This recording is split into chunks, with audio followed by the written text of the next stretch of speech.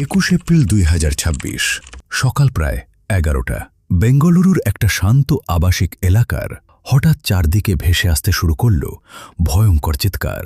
বাঁচাও, প্লিজ আমাকে বাঁচাও। পড়শিরা দৌড়ে এসে দেখল একটা ঘরের ভেতর থেকে কালো ধোঁয়া বের হচ্ছে, দরজা আধ খোলা আর ভেতরে আগুনের লেলিহান শিখা। যখন পুলিশ সেই বেডরুমের দরজা খুলল, তারা যা দেখল তাতে সবার শরীর হিম হয়ে গেল।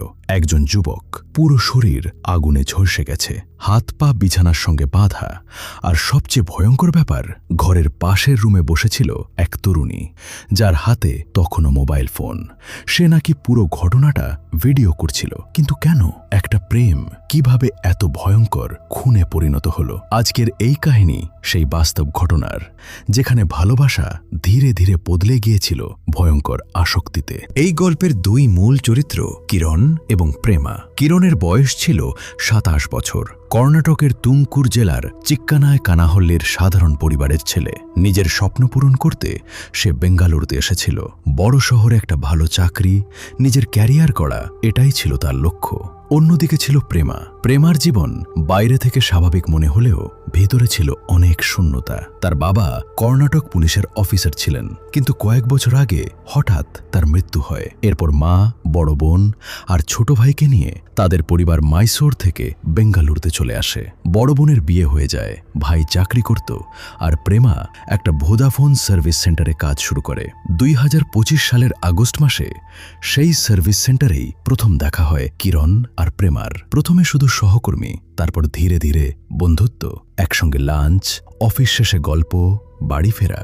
একদিন অফিস শেষে কিরণ বলেছিল, তুমি চাইলে আমি তোমাকে বাড়ি পর্যন্ত পৌঁছে দিতে পারি। এই ছোট ছোট যত্নই ধীরে ধীরে প্রেমার মনে জায়গা করে নেয়। সে ভাবতে শুরু করে, আজকের দিনে এমন কেয়ারিং ছেলে কোথায় পাওয়া যায়? কিন্তু তখনও কেউ কাউকে ভালোবাসার কথা বলেনি। তাদের সম্পর্কটা ধীরে ধীরে গভীর হচ্ছিল, আর ঠিক এখান থেকেই শুরু হচ্ছিল ভবিষ্যতের ভয়ঙ্কর অধ্যায়। 14 ফেব্রুয়ারি 2026, ভ্যালেন্টাইন্স ডে। সেদিন কিরণ অবশেষে নিজের মনের কথা বলে দেয়, প্রেমা, আমি তোমাকে ভালোবাসি। এই কথাটা শুনে প্রেমার চোখে জল চলে এসেছিল, কারণ সে অনেক আগেই কিরণকে মন দিয়ে ফেলেছিল। সেদিন থেকেই বন্ধুত্ব বদলে গেল সম্পর্কে। দুজন আরও কাছাকাছি আসতে লাগল। একসঙ্গে সিনেমা, লং ড্রাইভ, ভবিষ্যতের স্বপ্ন, সবকিছু যেন নিখুঁত চলছিল। কিন্তু মার্চ 2026-এ একটা ছোট ঘটনা সব বদলে দিল। একদিন গল্প করতে করতে প্রেমা জানতে পারে কিরণের আগে আরেকজন গার্লফ্রেন্ড ছিল। প্রেমা একটু চুপ হয়ে গিয়ে জিজ্ঞেস করেছিল, এখনো কি তার সঙ্গে কথা হয়? কিরণ হেসে বলেছিল, না, ও আমার অতীত, আমি ওকে ব্লকও করে দিয়েছি। প্রেমা তখন নিশ্চিন্ত হয়েছিল, কিন্তু সে জানত না এই সম্পর্কের ভিতরে ধীরে ধীরে জন্ম নিচ্ছে ভয়ঙ্কর এক ভয়, কিরণকে হারানোর ভয়। কিছুদিন পর প্রেমা কিরণকে সরাসরি বলে, আমি তোমাকে বিয়ে করতে চাই। কিরণ একটু অবাক হয়েছিল, এত তাড়াতাড়ি? আমরা তো মাত্র কয়েক মাস হলো সম্পর্কে এসেছি। কিন্তু প্রেমা খুব সিরিয়াস ছিল। সে কিরণকে হারাতে চাইছিল না।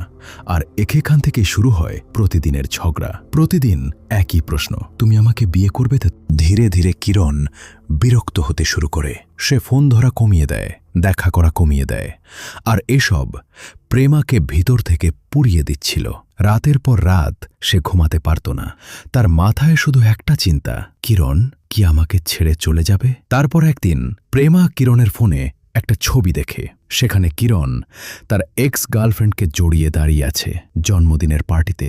ছবিটা দেখেই প্রেমার বুক কেঁপে ওঠে। তুমি তো বলেছিলে ওর সঙ্গে আর কোনো সম্পর্ক নেই। কিরণ বোঝানোর চেষ্টা করে, শুধু সাধারণ কথা হয়, এর বেশি কিছু না। কিন্তু প্রেমা আর শুনতে চাইছিল না। সেদিন তাদের ভয়ঙ্কর ঝগড়া হয়। এরপর কিরণ ধীরে ধীরে প্রেমাকে পুরোপুরি এড়িয়ে যেতে শুরু করে। এমনকি একসময় প্রেমার নম্বরও ব্লক করে দেয়। আর ঠিক তখনই প্রেমা একটা ভয়ঙ্কর সিদ্ধান্ত নেয়। সে মনে মনে বলে, যদি কিরণ আমার না হয়, তাহলে সে আর কারও হবে না। 21 এপ্রিল 2026, সকাল 9টার দিকে প্রেমার মা অফিসে বেরিয়ে যান। ভাইও কিছুক্ষণ পর কাজে চলে যায়। এখন পুরো বাড়িতে একা প্রেমা। সে অন্য একটা নম্বর থেকে কিরণকে ফোন করে, প্লিজ ফোনটা কেটো না, তোমার জন্য একটা সারপ্রাইজ আছে। কিরণ ভেবেছিল হয়তো সেই দামি বাইকটাই গিফট করবে প্রেমা। সে রাজি হয়ে যায়। সকাল প্রায় 10:30 কিরণ প্রেমার বাড়িতে পৌঁছে যায়। দরজা খুলতেই প্রেমা হাসি মুখে একটা ফুলের তোড়া দেয়। সবকিছু একদম স্বাভাবিক লাগছিল। তারপর প্রেমা কিরণকে বেডরুমে নিয়ে গিয়ে বলে, আজ আমরা ওয়েস্টার্ন স্টাইলে রোম্যান্স করব। কিরণ একটু অবাক হয়েছিল। ওয়েস্টার্ন স্টাইল মানে? প্রেমা হেসে বলে, বিদেশে এটাকে BDSM বলে। তারপর ধীরে ধীরে সে কিরণের হাত বিছানার সঙ্গে বেঁধে দেয়। কিরণ প্রথমে কিছু মনে করেনি, তারপর পা, তারপর চোখে কাপড় বেঁধে দেয়। কিরণের তখনও মনে হয়েছিল এটা শুধু একটা রোম্যান্টিক খেলা, কিন্তু এখানেই আসল মোড় এলো।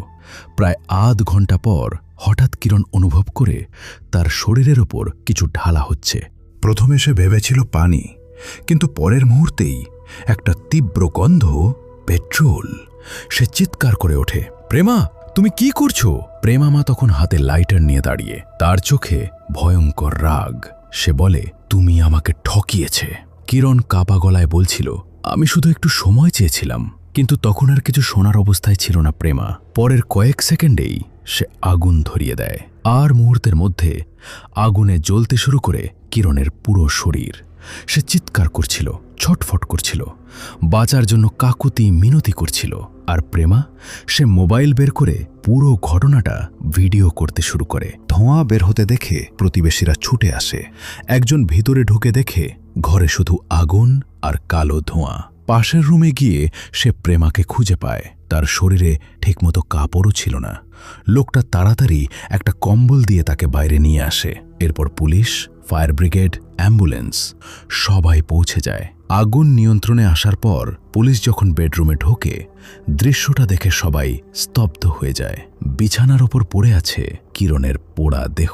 প্রথমে প্রেমা কাঁদতে কাঁদতে বলে, আমি বাথরুমে ছিলাম, হঠাৎ বিস্ফোরণের শব্দ শুনে বেরিয়ে আসি। পুলিশ প্রথমে এটাকে দুর্ঘটনা ভাবছিল, কিন্তু তারপর তাদের চোখে পড়ে একটা বোতল। তার মধ্যে ছিল পেট্রোল বা কেরোসিন। আরও ভয়ঙ্কর ব্যাপার, কিরণের হাত বিছানার সঙ্গে আটকে ছিল, মানে আগুন লাগার সময় সে বাধা অবস্থায় ছিল। পুলিশ তখনই বুঝে যায় এটা দুর্ঘটনা নয়, এটা পরিকল্পিত খুন। এরপর সিসিটিভি ফুটেজ দেখা হয়। সেখানে দেখা যায় কিরণ খালি হাতে বাড়িতে ঢুকেছিল, মানে পেট্রোল সে আনেনি। পুলিশ পাশের ঘর তল্লাশি করে আরও চমকে যায়। সেখানে পাওয়া যায় বিষের বোতল আর কিছু ট্যাবলেট। প্রেমাকে থানায় নিয়ে গিয়ে জেরা শুরু হয়। প্রথমে সে মিথ্যে বলছিল, কিন্তু যখন একের পর এক প্রমাণ সামনে আসে, সে ভেঙে পড়ে। অবশেষে সব স্বীকার করে নেয়। সে বলে, আমি ওকে খুব ভালোবাসতাম, ও আমাকে এড়িয়ে যাচ্ছিল, সেটা আমি সহ্য করতে পারিনি। তারপর সে আরও বলে, আমার প্ল্যান ছিল আগে কিরণকে মেরে তারপর নিজেও বিষ খেয়ে মারা যাব। কিন্তু কিরণের মৃত্যু সামনে থেকে দেখে সে ভয় পেয়ে যায়। সে আর আত্মহত্যা করার সাহস পায়নি। বর্তমানে প্রেমা পুলিশের হেফাজতে রয়েছে, তবে তদন্ত এখনও পুরোপুরি শেষ হয়নি। পুলিশ এখনও খতিয়ে দেখছে। এত নিখুঁত পরিকল্পনা, হাত করা, পেট্রোল, সবকিছু কি প্রেমা একাই করেছিল, নাকি এর পিছনে আরও কেউ ছিল? ভাবুন তো, একটা সম্পর্ক যেখানে শুরু ছিল ভালোবাসা দিয়ে, সেই সম্পর্কই শেষ হলো আগুনে পুড়ে, মৃত্যু দিয়ে। ভালোবাসা কখনো জোর করে পাওয়া যায় না, আর অতিরিক্ত আসক্তি ধীরে ধীরে মানুষকে ভয়ঙ্কর করে তুলতে পারে। আপনার কি মনে হয়, প্রেমা কি শুধুই মানসিকভাবে ভেঙে পড়েছিল, নাকি সে শুরু থেকেই ভয়ঙ্কর কিছু পরিকল্পনা করছিল? কমেন্টে অবশ্যই জানান। আর এমন বাস্তব ভয়ঙ্কর ক্রাইম স্টোরি দেখতে চাইলে ভিডিওতে একটা লাইক দিন, আর চ্যানেলটি সাবস্ক্রাইব করতে ভুলবেন না।